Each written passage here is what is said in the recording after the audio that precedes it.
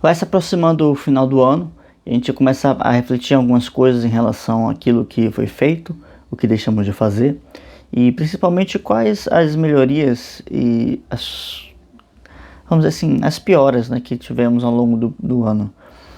E hoje eu queria falar não exatamente sobre isso, mas só porque eu pensei na construção da formação humana e como ela parte de algo que é indefinido para algo que é definido, num caminho muito natural, mas que não é um caminho óbvio, né? Natural porque segue exatamente passos que a gente vai dando, que a gente vai colocando e se propondo a arriscar, né, ao longo da vida. Mas não é óbvio porque não viemos com um manual de instruções. A nossa educação hoje é uma coisa bem falida, bem jogada às traças. E o que nós queremos fazer aqui na revista Polis é justamente trazer uma proposta que desenvolva isso, ainda que você não tenha tido isso antes, num momento anterior, né? Então, muito bem, vamos então começar com isso, né, com esse vídeo, pensando assim o seguinte: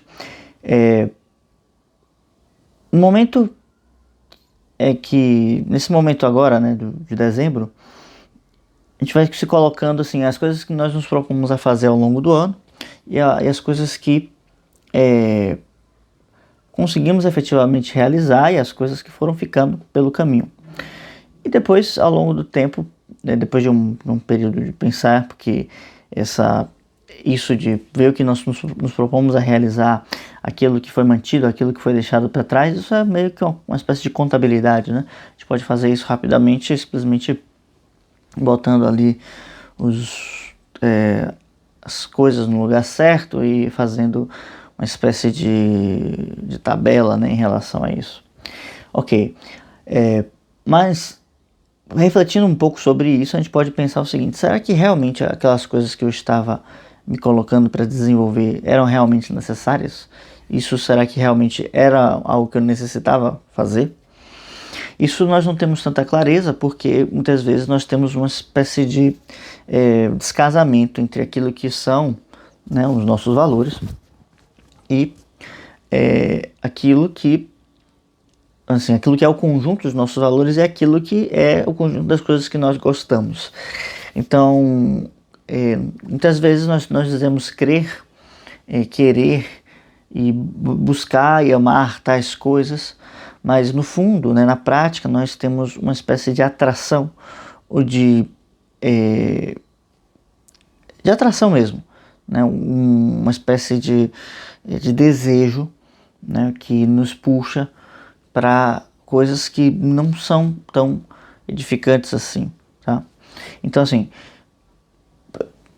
isso é visível, que a gente percebe, né, quando vai olhando as redes sociais, as pessoas que são que relatam muito dos seus inconformismos e da incapacidade de, sei lá, começar os estudos ou ler poesias, estar em contato com as obras que desenvolvem a inteligência, e isso faz parte de uma dificuldade natural, todos devem ter, mas isso deve se manter até um certo ponto e depois isso deve ser superado, né? Depois de um certo momento, alguns livros se tornam muito fáceis, né? Porque para quem consegue ler Aristóteles, para quem consegue ler Kant, para quem consegue ler Platão, Giovanni Reale, deixa eu ver, aquele Eric Wagner eu nunca peguei para ler, mas enfim, o Mircea Eliade, que são autores que tratam sempre de elementos muito tradicionais e que são mais amplos em sua abordagem, trazendo um arcabouço imaginário simbólico muito grande. Toda a outra literatura parece ficar muito mais fácil de ser compreendida, né? Então, assim, quando eu trago para vocês, Gustavo Corsão, né, o próprio Julia Maria está aqui na mesa, né?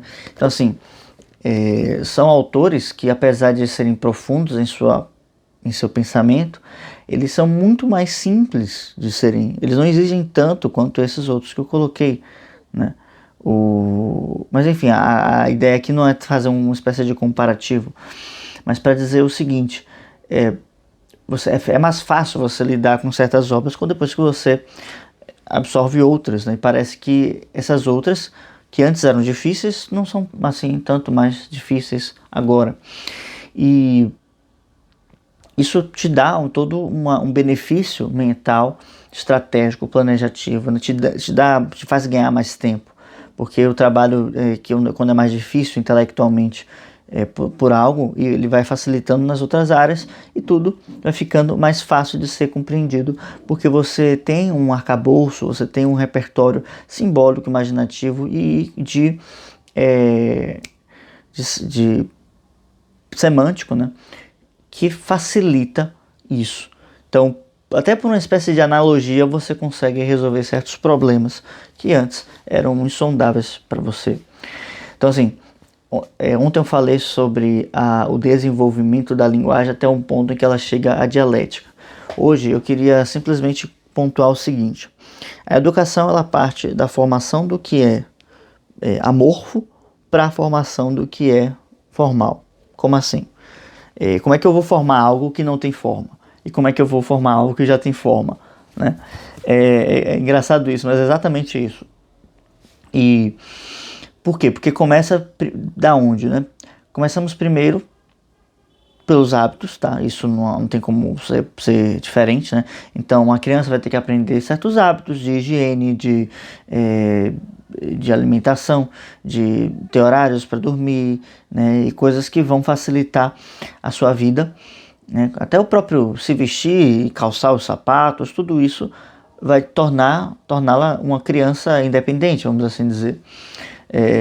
Podendo fazer essas coisas na medida das suas possibilidades, tá? E isso é indispensável para que se possa depois fazer outras coisas, porque se a gente tem que aprender todos os dias as mesmas coisas, não aprendemos nada, na verdade, né? Na verdade, não temos memória, e o fato de não ter memória inviabiliza o aprendizado. Por isso que a grande maioria dos animais não podem aprender nada, porque não possuem uma memória. Isso Aristóteles que coloca, né? E justamente qual a diferença do ser humano para os animais? A sua capacidade de memória. E alguns dos animais mais inteligentes têm memória, conseguem aprender certos truques, mas apenas, por exemplo, o ser humano consegue desenvolver uma narrativa. E a narrativa é o que condensa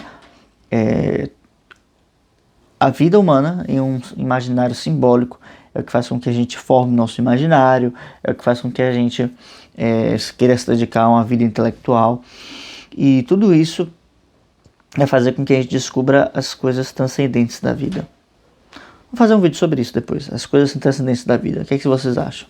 Acho que é um tema que pode interessar vocês, né? Deixa aí nos comentários. Então, assim, quando a gente vai, então, formar, depois que a gente formou os hábitos da criança, ela agora vai fazer algumas coisas, né? Vai ter certas inclinações, a gente vai perceber que ela vai ter certos talentos, vai ser uma criança mais colérica, mais melancólica, mais tímida, mais extrovertida, ou mais falastrona, né? Ou que reclama muito, ou não. Então tudo isso faz parte de um certo conjunto de, vamos botar assim, de conjuntos de impulsos. Porque é um conjunto ali de emoções com instintos, e esses instintos eles vão se mostrar de uma certa forma, que é a forma do nosso temperamento, tá? Que cada um já nasce com um, isso não muda, e pode ser transformado, educado através do caráter, mas isso é uma outra história, tá? Temperamentos eu posso até fazer um outro vídeo sobre isso depois, mas vamos focar aqui nesse conjunto. Então, os meus instintos e as minhas preferências, vamos dizer assim, biológicas, vão se expressar de uma certa maneira, de uma certa forma, enquanto que as minhas emoções vão se expressar de uma outra forma. Vai ter uma certa como é que fala? Intercâmbio entre as duas, né? Uma certa interação, uma grande interação, na verdade, entre essas duas, mas elas podem haver também certas disparidades, tá? Então, formada então essa parte de hábitos, vamos precisar observar esses elementos que são a espontaneidade. Podemos fechar essa parte dos afetos, né, das emoções, das paixões, né, dos sentimentos, e a parte dos instintos, tudo como elementos da espontaneidade. Isso tudo que a gente desenvolve através desse livro, A Educação Sentimental, tá? E que eu estou sempre recomendando aqui sobre isso, certo? O que essa formação do informal, né, ou do sem forma vai constar, vai consistir de quê? Como vai nos ensinar o Platão, né, o grande Platão, ele vai nos dizer que para os adolescentes, né, vamos assim dizer, os que já deixaram de ser criança, né, vamos botar ali entre 8 até, sei lá, uns 20 anos, a formação consiste em certos mitos e fábulas e contos, onde vai entrando em outras coisas, né? Mas vamos fazer um geralzão aqui, onde esses mitos, fábulas, contos e histórias vão formar esse imaginário. Então nós vamos ter certas inspirações que vão se dar na criança e no jovem, onde vamos então apresentá-las a certos heróis, a certos homens e mulheres excepcionais. E se não excepcionais, e por excepcionais não entenda perfeitos, tá? Eles vão ter muitos defeitos, tá? Muitos defeitos, às vezes defeitos assim tenebrosos, mas o foco e o centro dessa educação e dessa exposição de certos modelos é para que a gente perceba como a virtude que tem nesses heróis consegue ser mais forte do que a inclinação viciosa que ele possui. Então, é aquela velha história, né, do que o pessoal conta. Dentro de você existem dois lobos, né? Dentro de você existem dois lobos, né? Lá ele. E esses lobos, um bom e um mau. E aí qual vai vencer, né, a luta, que eles estão o tempo todo em conflito. E é justamente aquele que você mais alimenta. Só que você não percebe que existem esses dois lobos dentro de você se você não os percebe primeiro eles fora de você. Tá? Então, o que uma formação do imaginário, né, e por esses modelos vai nos trazer, vai fazer conosco, é desenvolver uma consciência de que essas forças, essas potências existem fora. E essa cristalização desse elemento fora vai mexer com alguma coisa dentro. Então há essa ressonância e eu então respondo a isso, né, de alguma forma. A princípio, geralmente, o nosso primeiro princípio é negar isso, né? Dizer, isso é assim nas histórias, ou se fosse comigo seria diferente, né? Ou, sei lá, esse cara aí é um bobão, não sabe o que ele está falando. Eu sei o que eu faço. Bom, essa geralmente costuma ser a nossa primeira reação, né? Mas depois, com o tempo e a familiaridade com essas coisas, e também com o passo em que nós vamos nos relacionando com isso no dia a dia, né? No dia a dia vai passando e isso fica na nossa memória, é como se ele reaparecesse no dia a dia, essas histórias que antes estavam apenas em certos sonhos, em certas menções. Então vamos formando o imaginário, trazendo esses modelos, essas histórias, essas imagens, né, por outra palavra, e elas vão nos trazendo, vão moldando nossa espontaneidade. E toda a educação sentimental consiste em educar a espontaneidade. E educar a espontaneidade vai fazer com que nós queiramos o que é melhor para nós. E isso vai montando, né, toda uma série de desejos que nós temos. Então, quais são os nossos desejos hoje? Eu falei voltando lá para o início do ano, né? Falei dos planejamentos que a gente faz, né? Muitas vezes a gente planeja algo, a gente tem uma intenção de fazer algo, mas o nosso desejo, o nosso coração, a nossa paixão, aquilo que nós amamos não é exatamente esse algo que nós estamos querendo buscar. E isso faz com que rotineiramente ou continuamente nós acabemos por fazer coisas que nos coloquem a esquecer disso. Então vamos nos esquecendo aos poucos desse grande planejamento que nós tínhamos feito, até porque nós não queríamos lembrar dele. E esse não querer lembrar dele faz com que a gente encontre outras coisas que nós vamos pensar como mais importantes e que na verdade talvez nem sejam tão importantes assim.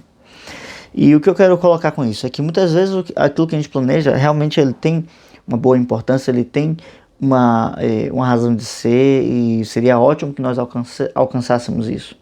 Porém, o fato é que quase sempre é assim. Nós queremos, intimamente, nós queremos outras coisas. Nós queremos, sei lá, ir para uma praia e tomar uma água de coco, ou ficar assistindo o Big Brother, ou, enfim, passar o dia inteiro assistindo animes e tal. Né? Enfim, essas coisas, né, para além de nós temos que conseguir organizar, né, um momento para cada coisa, né, um momento até para as coisas assim, que não nos vão nos acrescentar em nada, né? Nós precisamos também direcionar nossos esforços para aquilo que vai realmente nos construir. Mas a gente precisa ser mais inteligente nessa construção, porque a gente quer formar o que é formal sem formar o que é informal. As emoções elas não se formam como a gente está pensando. A palavra formação vem de dar uma forma, né? Mas para as emoções isso não funciona, porque as emoções não têm uma forma. Elas podem ter uma cor, elas podem ter uma espécie de movimento, mas se nós fôssemos fazer uma analogia correta, não existe uma forma, né? Afinal, como é que acontece quando nós sentimos uma emoção? Ela é organizada, cadenciada, uma coisa após a outra, ou é tudo ao mesmo tempo? E muitas vezes uma sensação gera uma emoção. Uma emoção gera uma memória, uma lembrança. Uma emoção gera uma sensação de calafrio, né, de medo, de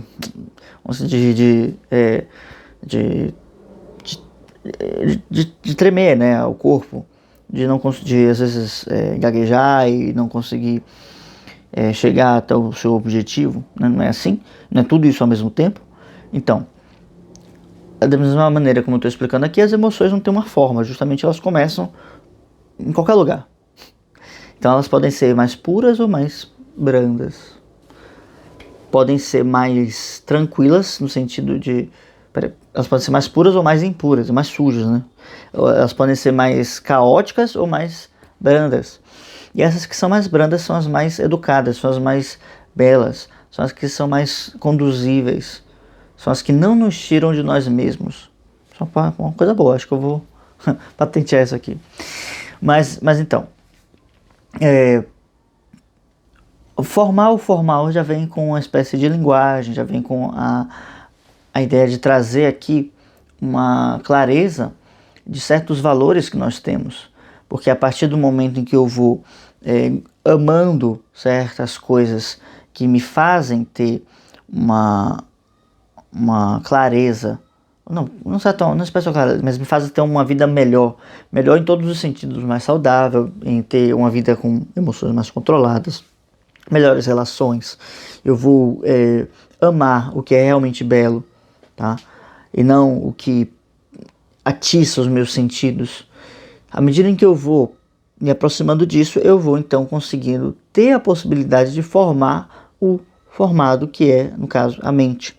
Trabalhar então elementos de discurso, né, na retórica, elementos lógicos, elementos na dialética, né, elementos filosóficos. Então eu vou agora formando todo um corpo de valores, porque eu já consegui me relacionar com eles em alguma medida. O contrário é possível de ser feito?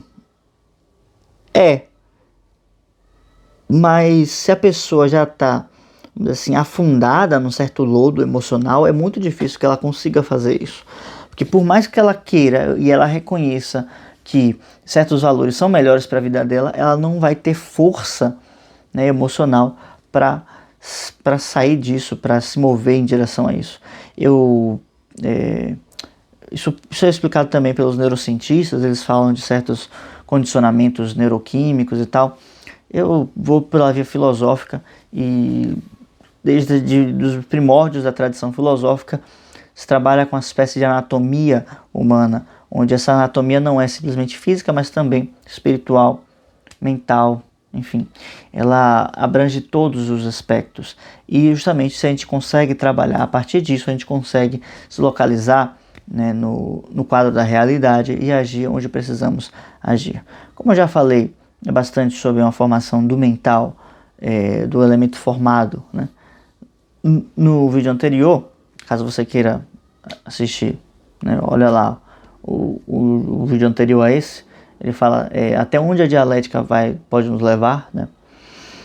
Você observa esse vídeo lá, tem bastante coisa sobre isso, tá? Então, aí então a gente consegue fazer uma espécie de conceito sobre a nossa própria vida. A gente pode desenhar algo sobre a nossa própria vida. A gente pode então desenvolver algo onde nós vamos estar coerentes conosco mesmos, mas sem ter essa limpeza, esse filtro, essa peneira nas emoções, não vai acontecer de forma fácil. Já é difícil você fazendo as coisas amando o que é realmente belo. Sem ter esse amor, sem ter essa predisposição, porra, eu acho que fica muito, muito complicado. Acho que é um esforço desnecessário que a gente não deveria se meter a realizar. Tá bem? Então, acho que por hoje é isso, né? O link do Clube do Livro está na descrição. Se gostou do vídeo, por favor, deixa um like e se inscreve no canal.